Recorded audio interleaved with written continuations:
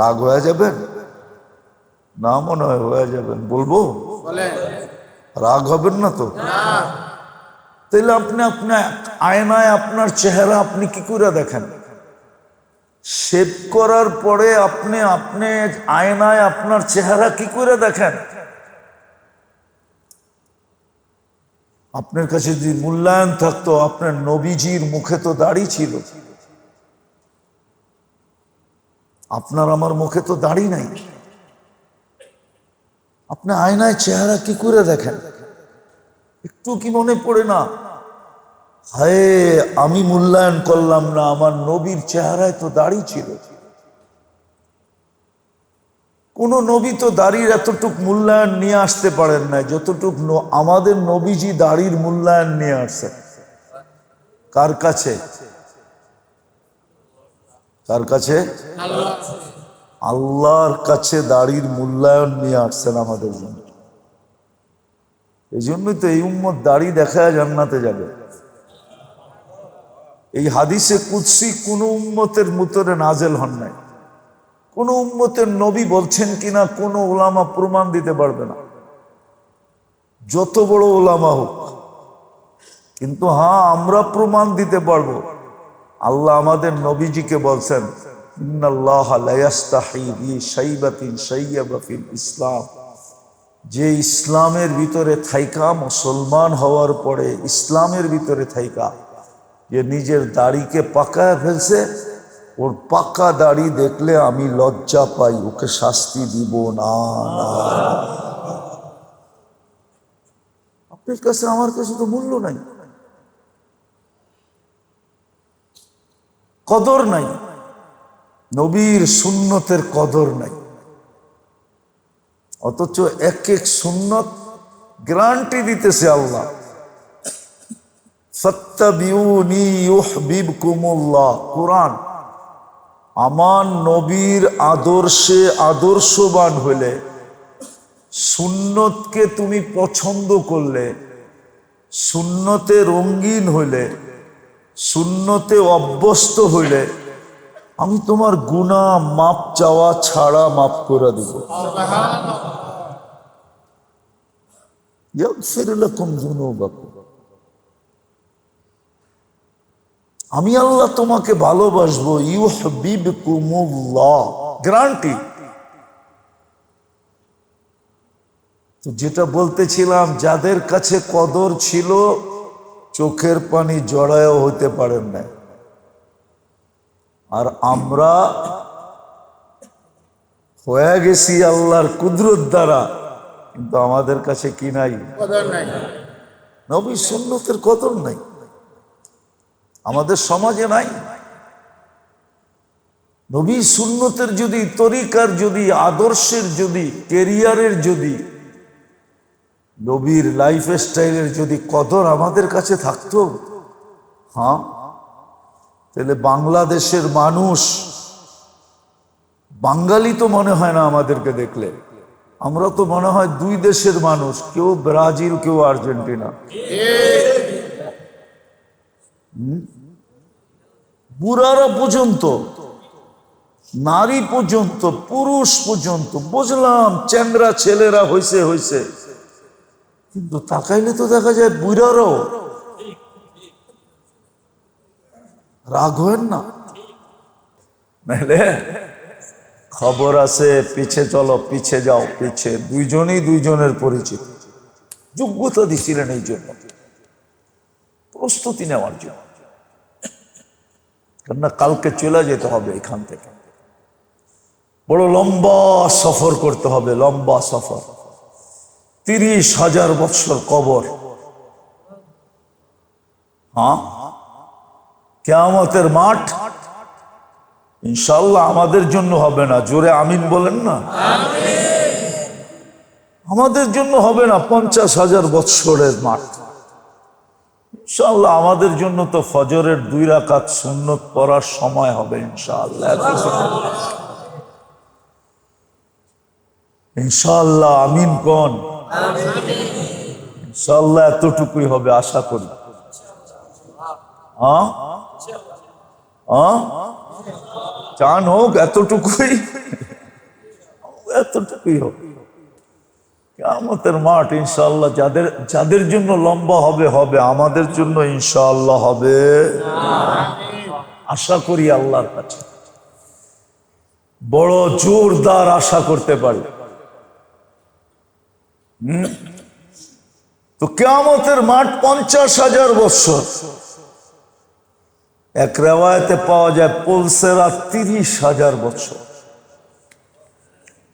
কিন্তু ইনশাআল্লাহ আমাদের জন্য হবে না,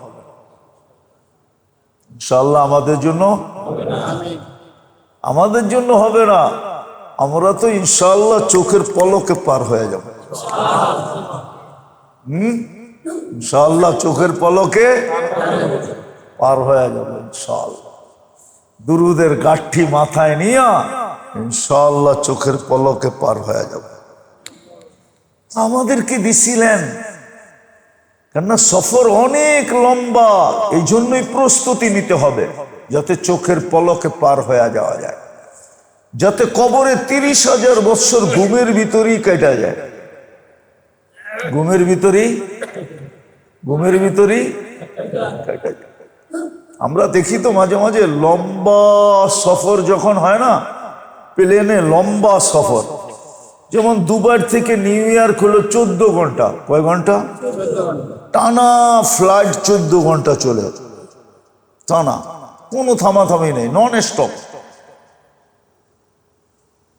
আর বাংলাদেশ থেকে যখন যায় টরন্টো, তখন তুর্কিতে থামে, কিন্তু থামলে কি তাও 9-9-18 ঘন্টা, 1 ঘন্টা থামে মধ্যখানে, নামতে দিবে না আপনাকে, প্লেনেই থাকতে হবে।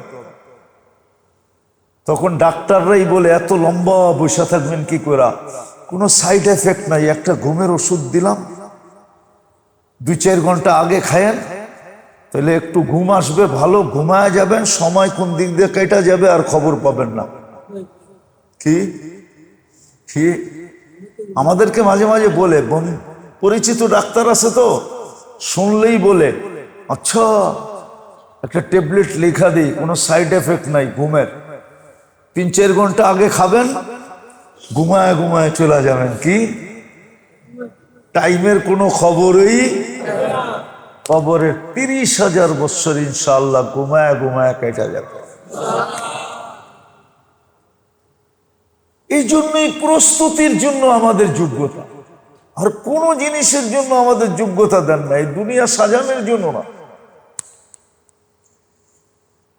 দুনিয়া সাজাবে না মুসলমান, মুসলমান ব্যবহার করবে, এটা ঠিক আছে। মুসলমান কি করবে? হ্যাঁ, মুসলমান শ্রম দিবে না। মুসলমান তো শ্রম দিবে নিজের প্রস্তুতির জন্য। দুনিয়া সাজাবে, সজ্জিত হবে, ওটার জন্য আল্লাহ 600 কোটি মানুষ তৈরি করে রাখছেন, ওরা সাজাবে। আপনি একটা কথা, গুগলের ভিতরে যদি আপনি দেখেন তাকায়, তাহলে আমার কথা সত্য হবে। গুগল দিয়ে দেখতে হবে, গুগল দিয়ে যদি আপনি তাকায় দেখেন, দুনিয়ার সবচেয়ে দামি জিনিস মুসলমান ব্যবহার করে। গাড়ি বলেন মুসলমান, বাড়ি বলেন মুসলমান, আসবাবপত্র বলেন মুসলমান, দুনিয়ার দামি খাওয়া বলেন মুসলমান খায়। মনে হয় বিশ্বাস হয় না আপনার কথা না? বাংলাদেশে থাকেন তো করতে বিশ্বাস হইব, গুলশান বনানী থাকলে কিছু বিশ্বাস হইতো, যাত্রাবাড়ি থাকেন তো করতে বিশ্বাস হইব। যেখানে রাইতো হয় না দিনও হয় না, ঠিক না? কি যাত্রাবাড়ি রাইত হয় না দিন হয়? কি দুর্বিয়া, রাত্রাবাড়ি রাইতো হয় না, রাত্র হয় না, 24 ঘন্টা চৌরাস্তা একরকম, ঠিক না? বরং রাত্রে আরো জমে, ঠিক না?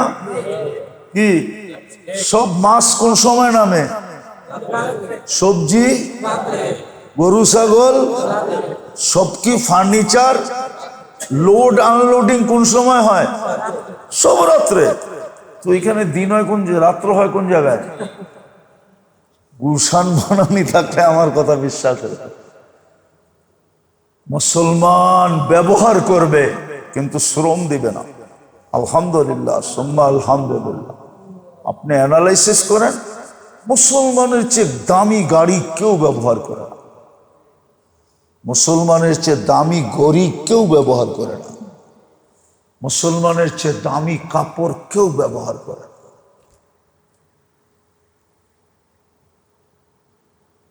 হ্যাঁ, এই দুনিয়াতে বর্তমানে কয়েকটা ফ্যামিলি আছে, শুধু ওদের মাসে কাপড় ধুইতে যে টাকাগুলা খরচ হয়, ওই টাকাগুলা যদি একত্রিত করা হয় তো মুসলিম ছোটখাটো একটা দেশ চালানো যায়। বিশ্বাস হয় না আপনাকে? ওই যে কইলাম না, যাত্রাবাড়ি থাকেন, কেমনে বিশ্বাস করবেন যে এনে রাইতো হয় না দিনও হয় না? এই জন্য তো আমার কথা আপনারা বিশ্বাস করতেছেন। মুসলমান ব্যবহার করবে কিন্তু যোগ্যতা লাগাবে। আলহামদুলিল্লাহ সুম্মা আলহামদুলিল্লাহ। যত জার্সি আর যত পতাকা বাংলাদেশে লাগছে, আর যত প্রজেক্টর বাংলাদেশে এই খেলা উপলক্ষে তৈরি হয়েছে, আর্জেন্টিনায়ও নাই, ব্রাজিলও নাই। চ্যালেঞ্জ আপনাদের সাথে। আপনি যদি বলেন বাংলাদেশের সরকারের কোন লোক আইনা আপনাদেরকে তথ্য জানাইতে আমি পারবো, এত জার্সি আর্জেন্টিনাও বানায় না। ব্রাজিলে নিয়ম হলো যেই বাড়িতে খেলা দেখবেন দেখবেন, কিন্তু যেই কোথাও জমা হয়ে খেলা দেখতে পারবেন না। নির্দিষ্ট জায়গা আছে, এর বাহিরে 1 ইঞ্চি বাহিরও আপনি খেলা দেখতে পারবেন না। আর আমগো গ্রাম দেশে যে দেখেন, কোনো বাজার নাই, কোনো চৌরাস্তা নাই, কোনো মাঠ নাই। হ্যাঁ, সব জায়গায় প্রজেক্টর লাগাইছে কাপড় দিয়া বড় বড়। আমরা ডেলি যাই তো, আজকে না আপনাকে ওইখানে আসলাম, ঠিকা ফাইসা গেছি, এই জন্য আয়া পড়ছি, কথা দিয়া ফেলছি, এই জন্য চলে আসছি। না তো ডেলি বাহিরে যাওয়া হয়, ঢাকার বাইরে ডেলি তো দেখি, আর মনের ভিতর থেকে রক্তক্ষরণ হয় যে খেলা শুরু হওয়ার পরে 4 বার ভূমিকম্প হয়ে গেল। কয়বার? এই রানিং মাসে 4 বার হয়েছে বড় বড়, যেগুলার ধাক্কা আমরা সইছি। মৃদু হয়েছে অনেকগুলা, যেগুলা মিডিয়ায় আসে না, কিন্তু চিল্লা চিল্লি চলতেছে। ঢাকা শহরের নিচে আগুন আর আগুন, কোন সময় জানি ফাইটা বাহির হয়। ভেনিজুয়েলায় দেখায়া দিছে, জাপানে দেখায়া দিছে, আমেরিকায় দেখায়া দিছে। আল্লাহ বাঁচাক আমাদের দেশটাকে, আল্লাহ বাঁচাক, নাইলে আল্লাহ জানে কি হয়। এরকম আর্জেন্টিনাও যে কোথাও আপনি খেলা দেখতে পারবেন না। আমি তো ঘুরা বলতেছি, আমি তো ঘুরা মানুষ। আমি বলি না, আমি 31st নাইট অস্ট্রেলিয়ায় দেখছি, আর যুবজ্ঞ 14 তারিখ নিউ ইয়র্কে দেখছি। 14 তারিখ বোঝেন কি?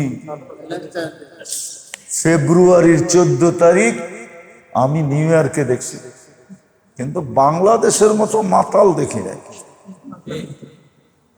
অস্ট্রেলিয়ায় সর্বপ্রথম নিউ ইয়র্ক মানায়, প্রথম বৎসরের কি নিউ ইয়ার মানায় প্রথম কারা? অস্ট্রেলিয়ালারা। কিন্তু ওইখানে পুরো সিডনিতে এক জায়গায়, সিডনি ব্রিজ, আর কোথাও করতে পারবেন না।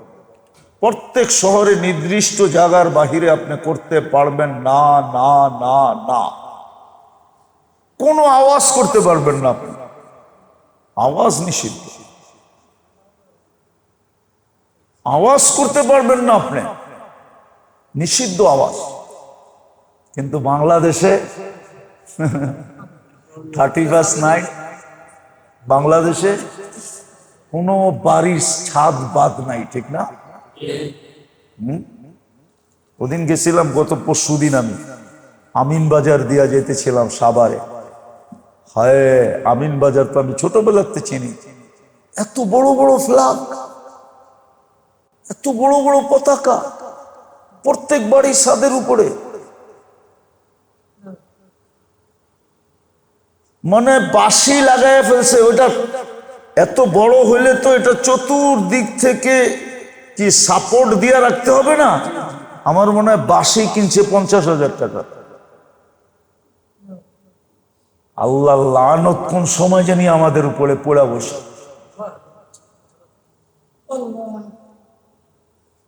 দুঃখে বলতেছি, চোখের পানি নিয়ে বলতেছি, তাইলে বলতাম না। তা আমার আলোচ্য বিষয় না, শুধু দুঃখের ঠেলায় বলতেছি। কেউ কিচ্ছু বলে না, কারো কোনো মাথা ব্যথা এটা দেয়া নাই। হ্যাঁ, যদি চলে আসলো তখন হায় হায় করতে থাকবে শুধু, যে হইলো কি হইলো কি। তখন আবার পেপার আলারা মিডিয়া আলারা লেখা দিবে প্রাকৃতিক ভাবে হয়ে গেছে, প্রাকৃতির কাজ, প্রাকৃতিক দুর্যোগ। আল্লাহর আযাব বলতে ওরা রাজি না। আল্লাহ হেফাজত করুক আমাদের। তো আমি যেটা বলতেছিলাম, লম্বা করতে চাইতেছি না, যে আল্লাহ যোগ্যতা দিছিলেন আমাদেরকে শুধু আর শুধু প্রস্তুতি নেওয়ার জন্য। লাগানের ক্ষেত্র বানাইছিলেন আমাদের আত্মাটাকে। সমস্ত যোগ্য আত্মার পিছে লাগাও, আত্মাকে সবল করো, শক্তিশালী করো, পাওয়ারফুল করো।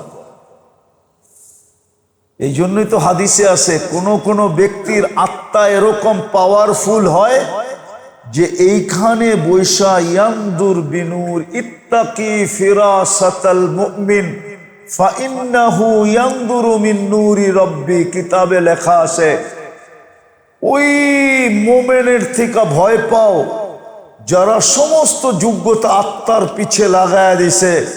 ওরা কিন্তু চোখ দিয়া দেখে না, ভিতরে একটা নূর তৈরি হয়, ইচ্ছা করলে ওইটা দিয়া আরশেও দেখতে পারে।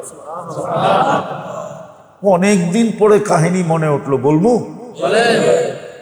লম্বা হয়ে যেতেছে না তো? মসজিদে নববীতে হাদিস পড়ানো হইতেছে,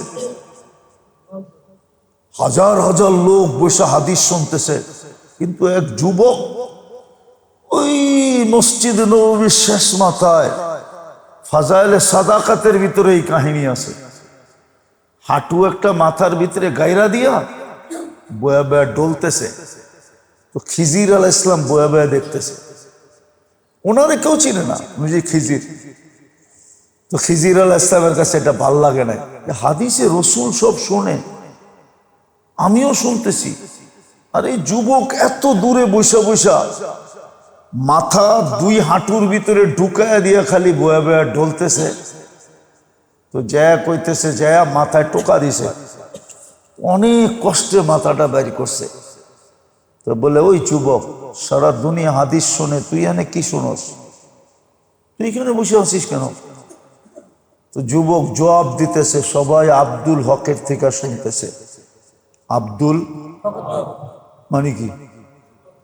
হকের বন্দা থেকে সবাই শুনতেছে, আর আমি ডাইরেক্ট হকের থেকে শুনতেছি। খিজির আলাইহিস সালাম আরো আশ্চর্য হয়ে গেছে, কয় কি?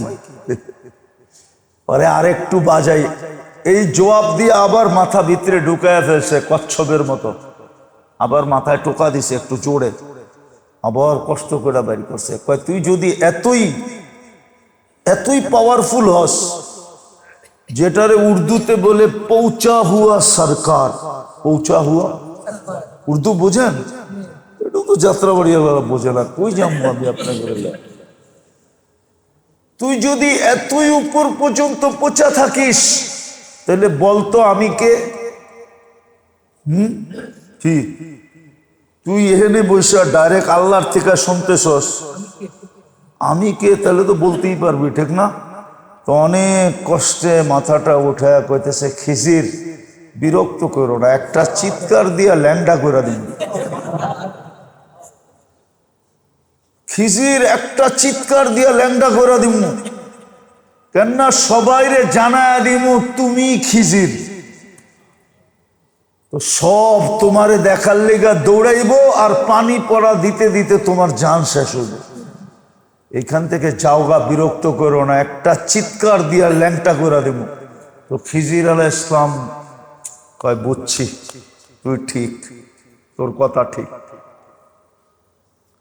আসলে যখন মানুষ যোগ্যতা আখিরাতের প্রস্তুতির জন্য লাগায় আর নিজের আত্মার উপরে লাগায়, একদিন আল্লাহ তাকে এরকম জিনিস দান করে, জমিনে বৈশা আকাশে দেখে, পূর্বে বৈশা পশ্চিমে দেখে, পশ্চিমে বৈশা পূর্বে দেখে, উত্তরে বৈশা দক্ষিণে দেখে, দক্ষিণে বৈশা উত্তরে দেখে, জমিনে বৈশা শুধু আসমান দেখে না, আরশও দেখে। কেরামাতুল আউলিয়া হাক্কুন, আল্লাহওয়ালাদের কেরামত সত্য, কিতাবে আছে, এটার উপরে দুনিয়া একমত। কেরামাতুল আউলিয়া হক, হক, আল্লাহ এদেরকে দৃষ্টি দেন। ওটা ফকির থেকে ফকিরও পাইতে পারে, ফকির থেকে।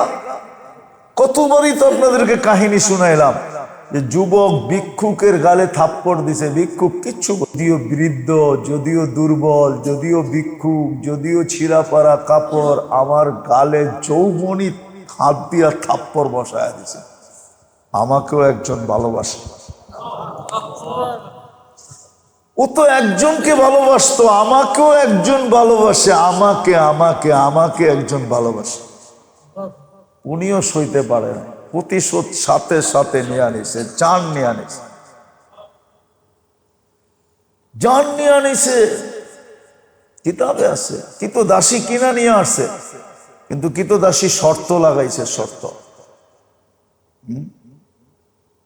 একদিন মনে হয় আপনাকে শুনাইছিলাম, ঠিক না? না না, এটা না, অন্যটা শুনাইছি।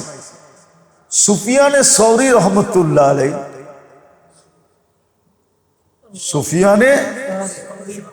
সুফিয়ানে সৌরি না, আরে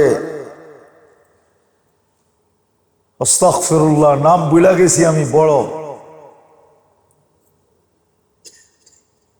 হাসান বসরি রহমতুল্লাহ আলাই, না, হাসান বসরি রহমতুল্লাহ আলাই বলে, আমি বাগদাদের মসজিদে ছিলাম সকাল থেকে নিয়ে এশা পর্যন্ত। বাগদাদে বৃষ্টি হইতেছিল না অনেক দিন ধরে। তো সমস্ত আলেম ওলামা সব ফজরের পর থেকে নিয়ে আসার পর পর্যন্ত দোয়া করতেছিল বৃষ্টির জন্য। কয়েক ফোঁটা বৃষ্টি হয় না। এশারের পরে সব চলে গেছে যার যার বাড়িতে। হাসান বসরি কইতেছে, আমি মসজিদে বৈশা বৈশা দেখতেছিলাম, ভাবতেছিলাম, আল্লাহ এটা কি করলেন, এটা কি করলেন? এত বড় বড় আলেম ওলামা বৈশা ছিল সারাদিন। বলে দেখলাম, তখন আমি ভাবতেছিলাম যে বৃষ্টি তো হইল না, এক জীর্ণ শীর্ণ কাপড় গায়ে, একবারে দুর্বল, পোশাকেই বোঝা যায় কৃতদাস, মসজিদে উজু কইরা ঢুকছে, মসজিদে ঢুকছে, দুই রাকাত নামাজ পড়ছে, ওরা হাত উঠায় বলতেছে, বন্দার কাম তো বন্দা করলো ফজর থেকে আসা পর্যন্ত। কি কথার ধরনটা শুনেন কিন্তু, বন্দার কাম তো কি করলো ফজর থেকে নিয়া, আপনার কামটা এখনো করলেন না, কি লেগে? এটা বাকিটা তো আপনার কাম ছিল, এখন করেন। কি কইতেছে? বন্দার কাম তো বন্দা ফজর থেকে, আপনার কামটা এখনো করলেন না, এখন করেন। ওই হাত নামায়া দিছে। হাসান বসরি বলে, বাহিরে তাকায়া দেখতেছি বৃষ্টি জুমজুমায়া পড়তেছে, আমিও আটকায় গেছি, ও আটকায় গেছে, চলতেছে বৃষ্টি, ধুমায়া বৃষ্টি, ধুমায়া কি বৃষ্টি, ধুমায়া বৃষ্টি। বৃষ্টি যখন বন্ধ হলো তো মসজিদ থেকে বাহির হলো, আমিও পিছে লাগলাম, দেখি যায় কই। তো যেতে যেতে দেখলাম এক বাড়িতে ঢুকলো, আমিও পিছনে অনেক একটু পরে যায় ঢুকলাম। তো যা দেখলাম অনেকগুলা কৃতদাস রাখা। এই ব্যক্তি কৃতদাসের ব্যবসা করে। খুঁজতে খুঁজতে দেখলাম ওইটা ওই কোনায় যায় বয়ে রয়েছে। তো মালিকরে ঢাইকা বললাম যে কৃতদাস বেচবা? ব্যবসায়ী তো করি বেচা কেনার জন্য। কয় না, যেটা আমি বলবো ওটা বেচবা? কোনটা? ওই যে কোনায় বয়ে রয়েছে না ওইটা। বলছে এটারে নিয়ে কি করবি? এটা তো দুর্বল, বয়া বয়া খাওয়াইতে হবে, কোনো কাম নিতে পারবে না, কোনো কাম করতে পারবে না। আমি তো কিনা বিপদে পড়ছি, এখন তো মাসের পর মাস ওরে বয়া খাওয়াইতেছি, কোনো কাম নেওয়া যায় না, শরীরে তো ধাক্কা দিলে মক্কা যায়। কি আরে শুনছেন না? ধাক্কা দিলে কই যায়? মক্কা যায়। গায়ে তো কিচ্ছু নাই, না আমার এটাই লাগবে, আমার এটাই লাগবো। যখন তুই কিনতেই চাস তাহলে কিন। কয় টাকা? একটা লমসম দাম বলছে। লমসম, লমসম বোঝেন? সাধারণ কিছু দাম বলছে। তো কিনা নিয়ে আইছে। তা আনার পরে গোলাম জিজ্ঞাসা করতেছে, মালিক তুই এত কিছু যাই না শুই না আমারে কিনলি কিনলি গা? তুই এত সুন্দর জানলি যে মাসের পর মাস আমারে বয়া খাওয়াইতেছে, আমি ধাক্কা দিলে মক্কা জায়গা, কোনো কাম কাজ তুই আমার কাছ থেকে নিতে পারবি না, তুই আমারে কিনলি কিনলে গা? তোরে কি কামের জন্য কিনছি নাকি? তাইলে পরে পুরা কাহিনী বলছে। ওই যে তুই হাত উঠায় বলছিলি বন্দার কাম বন্দা করলো, তোমার কাম তো তুমি এখনো কইরা দেখাইলা না, এখন কইরা দেখাও। আমি কিন্তু তোর পিছে মসজিদে বসা ছিলাম, তোরে এই জন্য কিনছি। বাস বলতে দেরি, হাত উঠাইতে দেরি করে নাই, বলতেছে এখন আবার আরেকটা বলতেছে, মালিক সম্পর্ক ছিল কেউ জানতো না, এখন যখন চাইনা ফেলছে আর কারো কাছে থাকতে চাই না, আমারে উঠায় নে, হাত নামাইছে, এদিক দিয়ে দুনিয়ার থেকে চলে গেছে।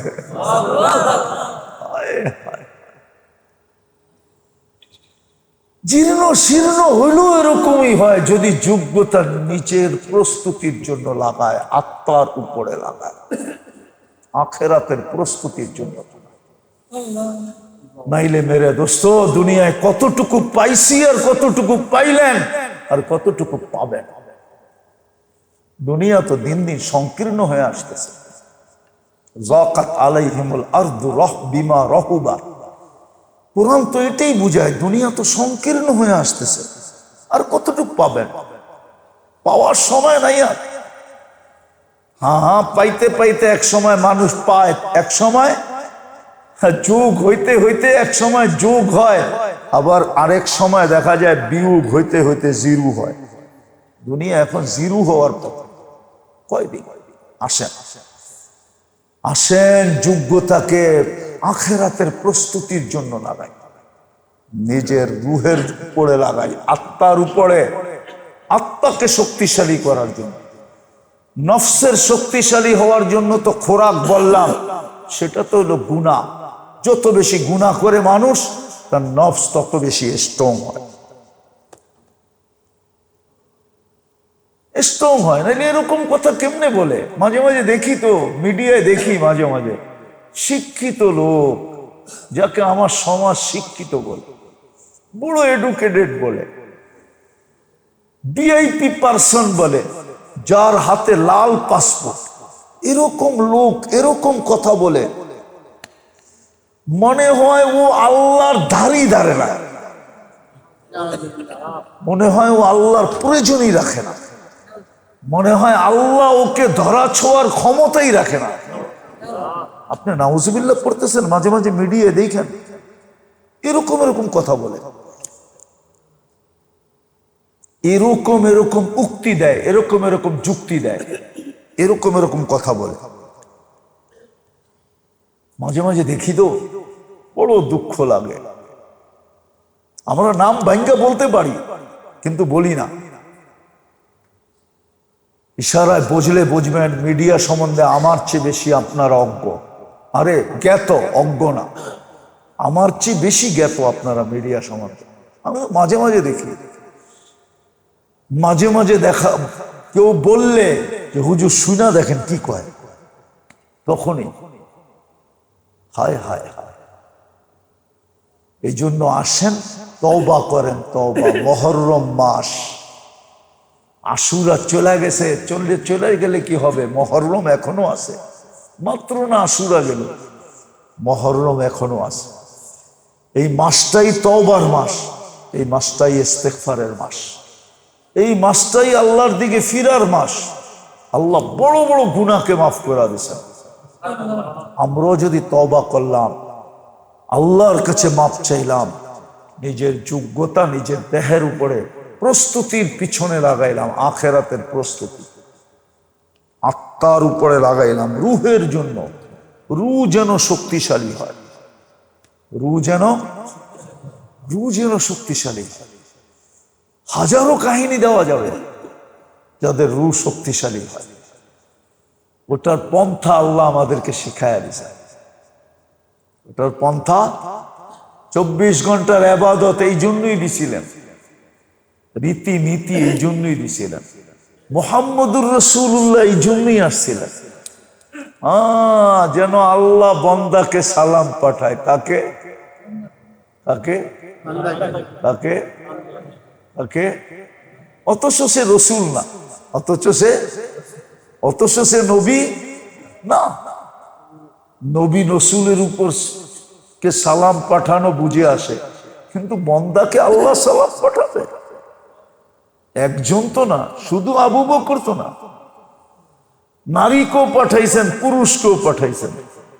আল্লাহ খাদিজা রাদিয়াল্লাহু তাআলা আনহাকে সালাম পাঠাইছেন, খাদিজা সালাম। আল্লাহ আয়েশা রাদিয়াল্লাহু তাআলা আনহাকে সালাম পাঠাইছে। আল্লাহ রসুল বলছে আনতি মরিয়ম হাদিহিল উম্মাহ, তুমি এই উম্মতের মরিয়ম। আয়েশা রাদিয়াল্লাহু তাআলা আনহা এই উম্মতের কি?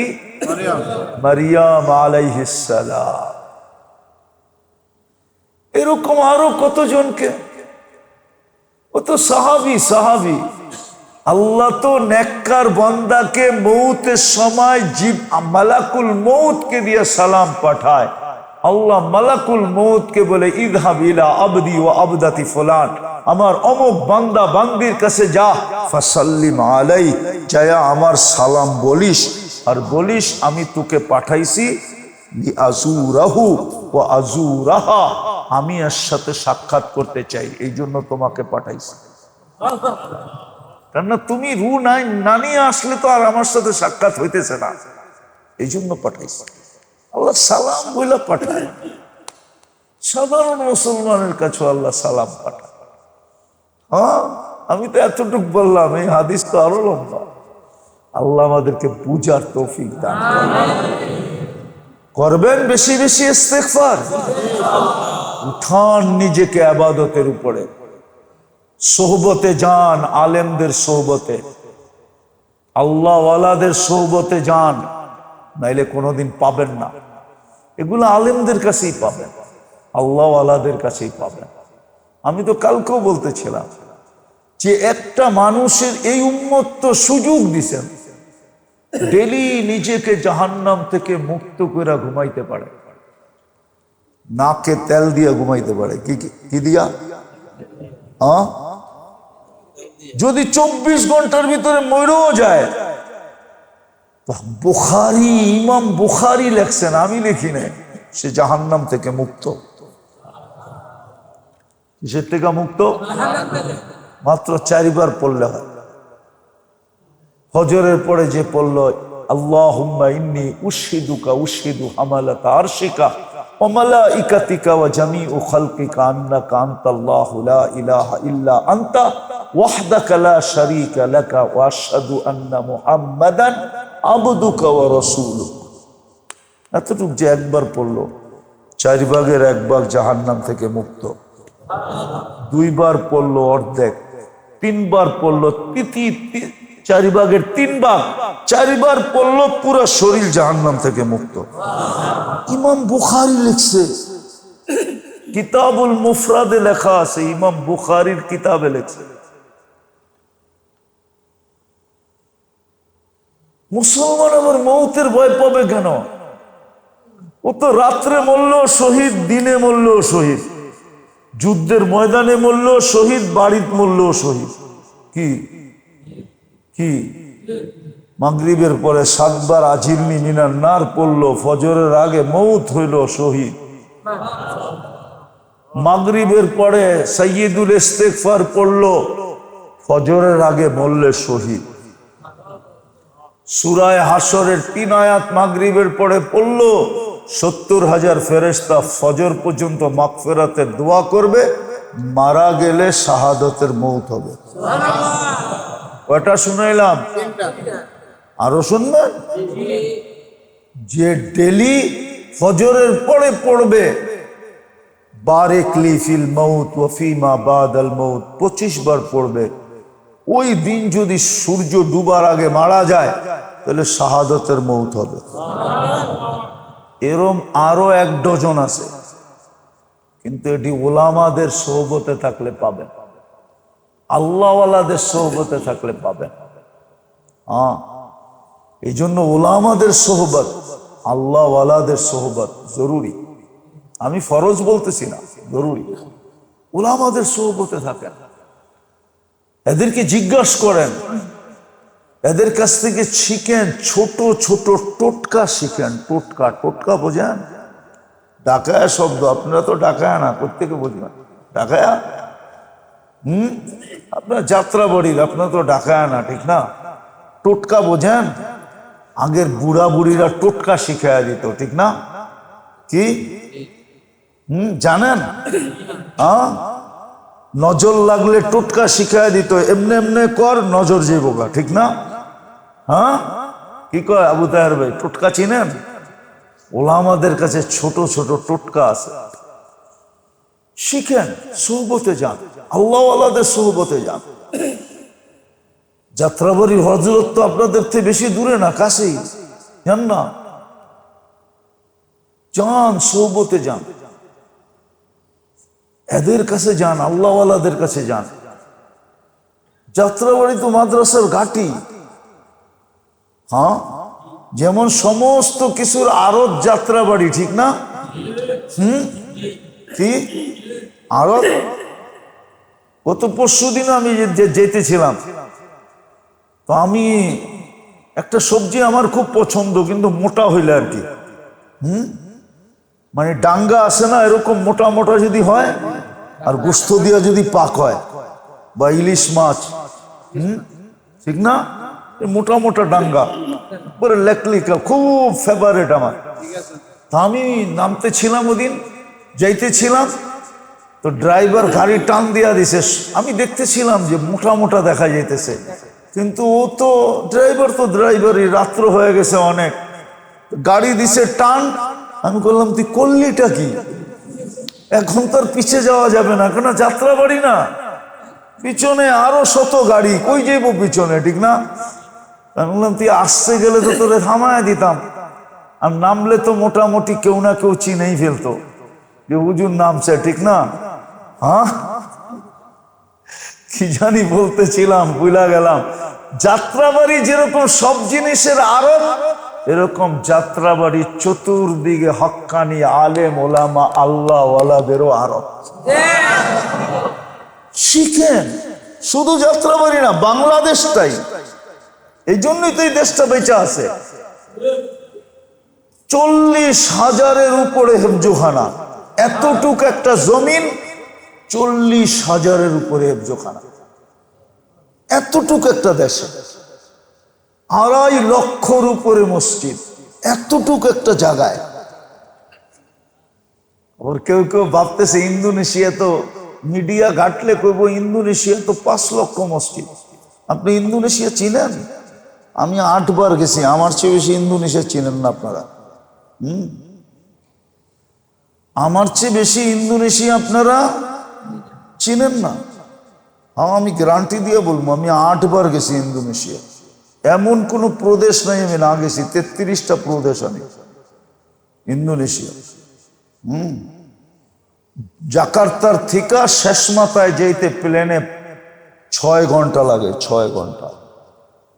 মিডল থেকে এক মাথায় যেতে 6 ঘন্টা লাগে। আমি নিজে গেছি জাকার্তার থেকে জয়াপুরা, পাপুয়া গিনি, 6 ঘন্টা লাগে প্লেনে। 17,800 দ্বীপ, 55% দ্বীপে মানুষ বাস করে, 45% দ্বীপ খালি পড়ে রয়েছে, খালি। ইচ্ছা করলে লিজ লইতে পারেন, আমারে নেওয়া যায় লিজ লইয়া দে মনে।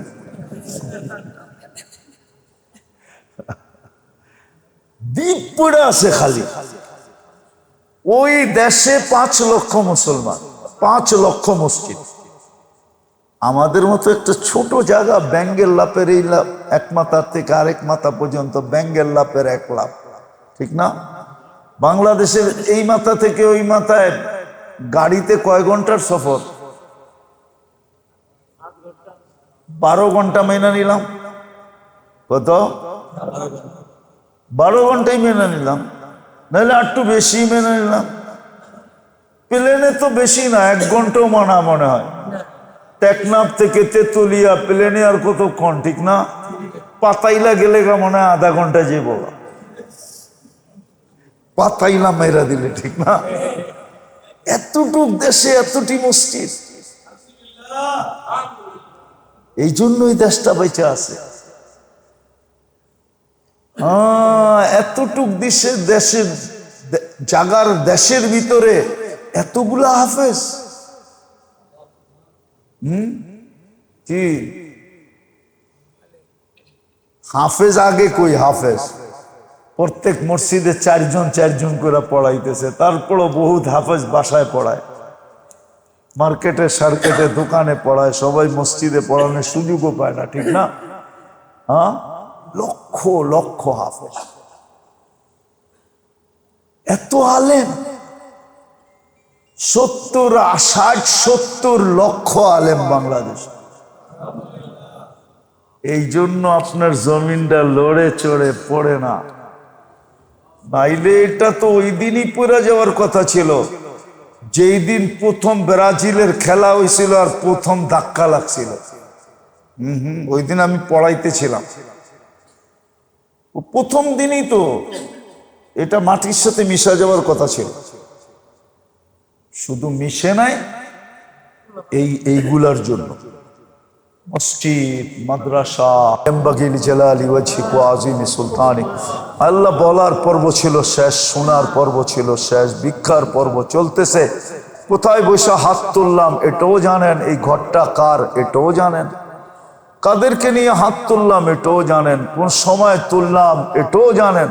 বেশি কিছু চাবো না মালিক, আমাদের আয়োজনটা যখনই হয় আপনি আয়োজনটাকে কবুল করেন, আয়োজকদেরকে কবুল করেন, সংখ্যা 1 জন থাকলেও কবুল করেন।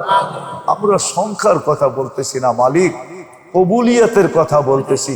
দুনিয়ায় বহু জায়গা আছে, বহু ব্যক্তিত্ব ছিল যাদের দরবারে গেলে মানুষ কবুল হয়ে যেত, যেই জায়গায় গেলে এখনো মানুষ কবুলিয়াতের ছোঁয়া পাওয়া যায়। আল্লাহ আমাদের এই আয়োজনটাকে কবুল করেন, আয়োজকদেরকে কবুল করেন, এই এলাকার মাটিটা কবুল করেন, মানুষগুলাকে কবুল করেন, নারী পুরুষকে কবুল করেন, ছোট বড়কে কবুল করেন।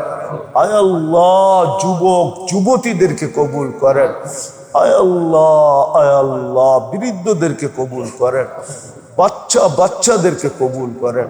আমরা শুধু কবুলিয়াত চাই, আর কিচ্ছু চাই না। যখনই হবে, যেই দিনই হবে, আল্লাহ এই আয়োজনটাকে যারাই এখানে আসবে কবুলিয়াত ছাড়া যেন এখান থেকে উঠা না যায়। এই মজমাটা যে কবুল, আল্লাহ আপনি বহুত মজমার কবুলিয়াতের নিদর্শন মানুষকে দুনিয়াতে দেখায়া দিয়েছেন। আমাদের এই আয়োজনটাও যে কবুল, এটারও একটা নিদর্শন আপনি আমাদেরকে দেখায়া দেন। আল্লাহ কবুলিয়াতের আলামত মানুষের ভিতরে প্রকাশ করে দেন। আল্লাহ মেহেরবানি করে দেন। যার যে পেরেশানি আছে দূর করে দেন, প্রয়োজন আছে মেটায়া দেন, অসুস্থ আছে শেফায়ে কামেলা আজেলা দায়েমা মুস্তামেররা নসিব করেন। আয় আল্লাহ, সমস্ত মুর্দেগানদেরকে মাফ করা দেন। বিশেষ করে এই মসজিদের কমিটির সাথে যারা সংযুক্ত ছিল, দুনিয়ার থেকে চলে গেছেন, আয় আল্লাহ, আয় আল্লাহ, কবরকে জান্নাতের বাগান বানান, ফেরদাউসুল আলার ভিতরে মাকাম নসিব। এই মহল্লার যারাই কবরে চলে গেছে সবাইকে মাফ করা দেন, আমাদের মা বাবাকে মাফ করা দেন, জিনো ইনসানকে মাফ করা দেন, আপনার হাবিবের উম্মতকে মাফ করা দেন। যা চাইলাম তাও দেন, যা চাইতে পারলাম না তাও দেন। আয় আল্লাহ, আপনি আমাদের দোয়াকে মেহেরবানি করে কবুল করেন। ওয়াসাল্লাল্লাহু তাআলা আলা খায়রি খালকি মুহাম্মাদিন ওয়া আলিহি ওয়া সাহবিহি আজমাইন বিরহমাতিকা ইয়া